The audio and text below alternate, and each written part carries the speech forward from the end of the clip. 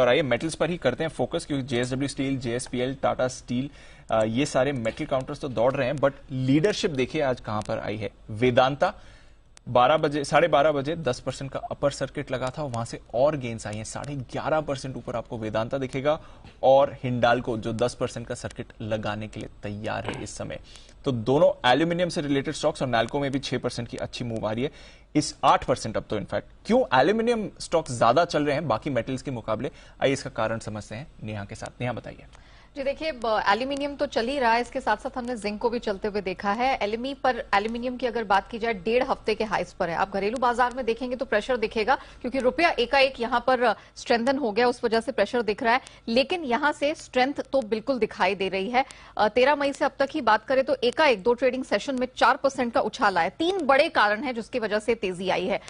देखिए, supply concerns तो बने ही हुए थे। एलएमई पर इन्वेंट्री भंडार की अगर बात करें 17 साल के लोस पर है, और पिछले साल से अगर कंपेयर करें तो इसके भंडार में पिछले साल मार्च से अब तक 72% की गिरावट आई है, और अब ये 5.5 लाख टन के भी नीचे रह गई है।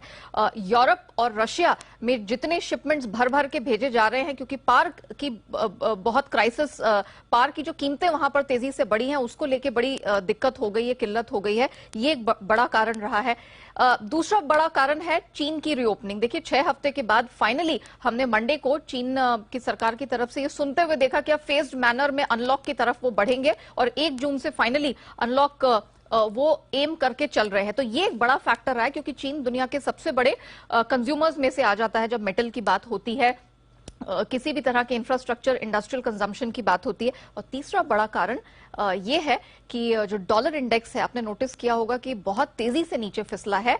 पिछले हफ्ते जहां पर 105 के पास चला गया था, वहां से अब तक 1% तक का करेक्शन आ गया है, और हमने तो इसे 103.9 के भी नीचे आते हुए देखा। तो ये 3 बड़े कारण है। सिटी की एक रिपोर्ट भी आई है इस पर, उन्होंने कहा है जहां तक सप्लाईज का सवाल है, यहां से भी प्रेशर, आप कह सकते हैं कि जो सप्लाई रिस्क है वो यहां से जारी रहने वाला है। 3 से 12 महीनों तक एल्यूमिनियम को लेकर मेटल में रिस्क जारी रहेगा। वहीं इंटरनेशनल लेड एंड जिंक जो स्टडी ग्रुप है, उनका कहना है कि लगातार दूसरा साल है जब डिमांड के मुकाबले आप सप्लाई का, उत्पादन का शॉर्टेज देखेंगे, और ये जो गैप है वो 3 लाख टन तक भी जाता हुआ दिख सकता है। एलएमई पर अगर जिंक की इन्वेंट्री की भी बात करें तो वो तकरीबन इस साल अब तक 57% गिर चुकी है, 90,000 टन के नीचे आ गई है। तो इस तरह की क्राइसिस है, और अब डिमांड को लेकर एक्सपेक्टेशन फिर से बनती हुई दिख रही है चाइना की तरफ से। तो वो एक फैक्टर है जिसके दम पर मेटल्स भागे हैं।